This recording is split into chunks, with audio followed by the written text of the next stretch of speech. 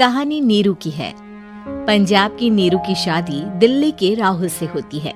दिल्ली कितना बड़ा शहर है ना, लेकिन आप लोगों का घर तो बहुत छोटा है।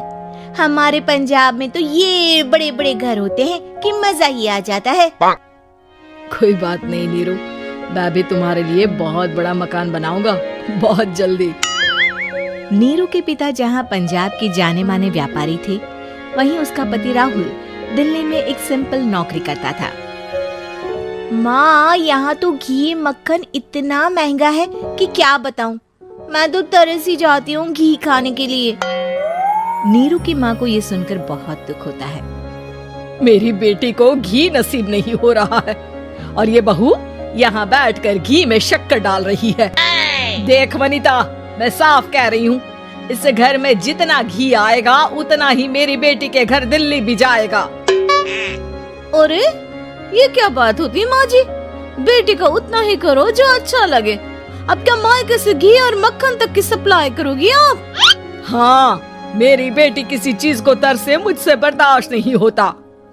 अब क्या था, नीरू के मायके में 2 किलो घी आता तो 2 किलो दिल्ली जाता नीरू के पास।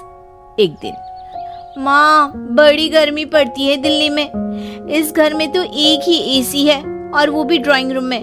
सारा परिवार एक ही कमरे में सोता है। हाँ बेटा, वो तो हर घर की कहानी है। यहाँ भी एक ही एसी है। अरे बिल इतना आता है कि क्या बोलूं। तभी वहाँ राकेश आ जाता है।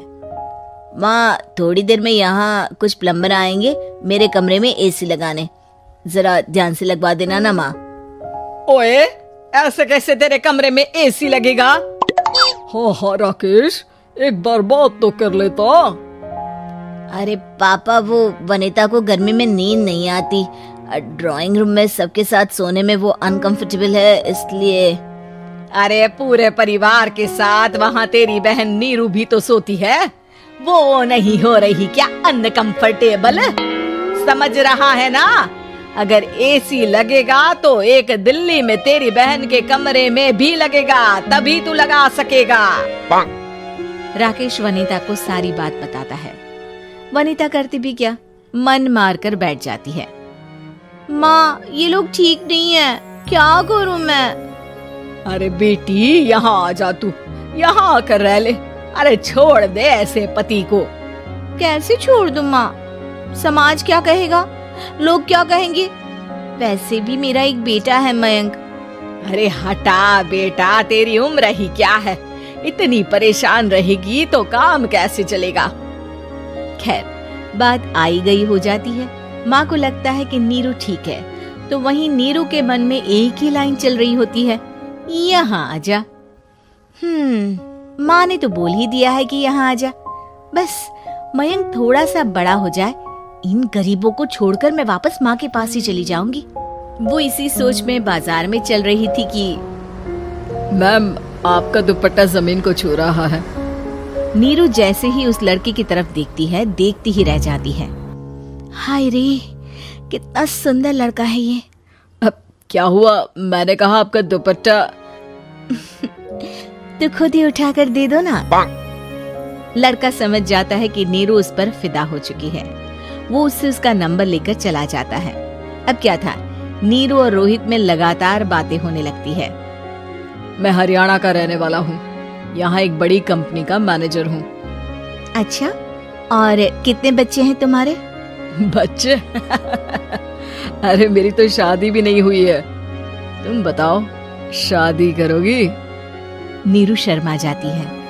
अब लेकिन मैं तो पहले से ही शादीशुदा हूँ। मुझे फर्क नहीं पड़ता, बस तुम शादी कर लो, भाग चलते हैं।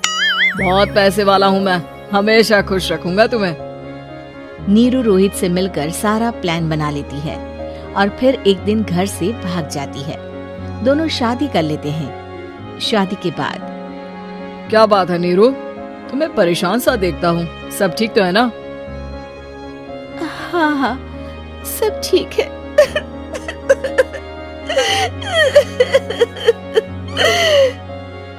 ये कहते कहते ही वो रोने लगती है। अरे क्या हो गया, रो क्यों रही हो? मैंने तुमसे एक बात छुपाई है। और वही बात अब मुझे परेशान कर रही है। रोहित, मेरा एक बेटा भी है, उसका नाम मयंक है। क्या बात कर रही हो? ये तुमने मुझे पहले क्यों नहीं बताया? देखो नीरू, मेरी माँ को मैंने ये नहीं बताया है कि तुम शादीशुदा हो। बच्चा मैं मैनेज नहीं कर पाऊंगा। नीरू को समझ में नहीं आता कि वो क्या करे। तुम उस बच्चे को अपनी माँ को क्यों नहीं दे देती? नीरू चुपके से माँ को फोन करती है। माँ, क्या मयंक को तुम रख सकती हो? बेटा, मैं राकेश के साथ बात करती हूँ। आखिर घर का बेटा वही है, जो वो बोलेगा।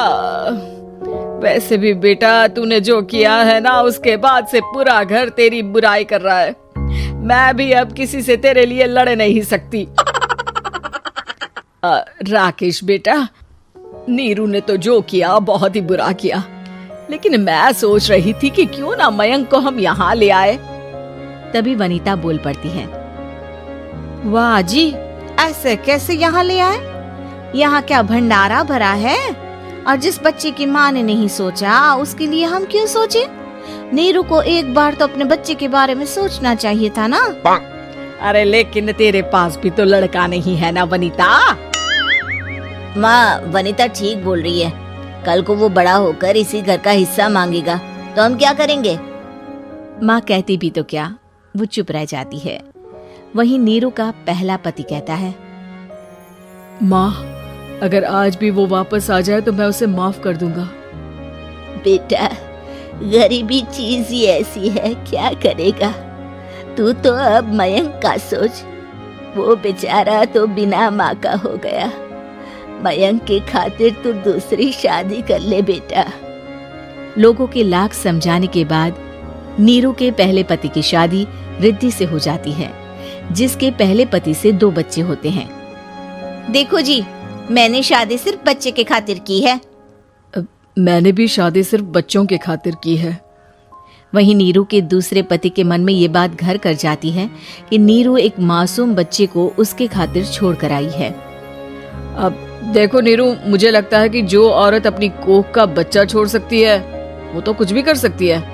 कल को तुम्हें मुझसे अच्छा कोई मिल गया तो तुम तो मुझे भी बाय बाय कर दोगी ना। नीरू को अब उसका दूसरा पति ताने देना शुरू कर देता है।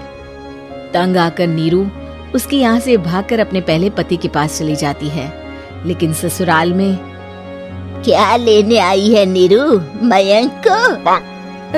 नहीं नहीं सासू माँ, मुझसे गलती हो गई, मुझे माफ कर दीजिए। नीरू, अब वक्त खत्म हो गया है, मेरी शादी हो चुकी है। तो छोड़ दो ना उसे, हमारा बच्चा है। मैं आपको अपनी माँ नहीं मानता। मेरी नहीं मान तो बात अच्छी है। नीरू मयंक की बात सुनकर समझ जाती है कि उसके पास अब ना आसमान रहा ना ही जमीन।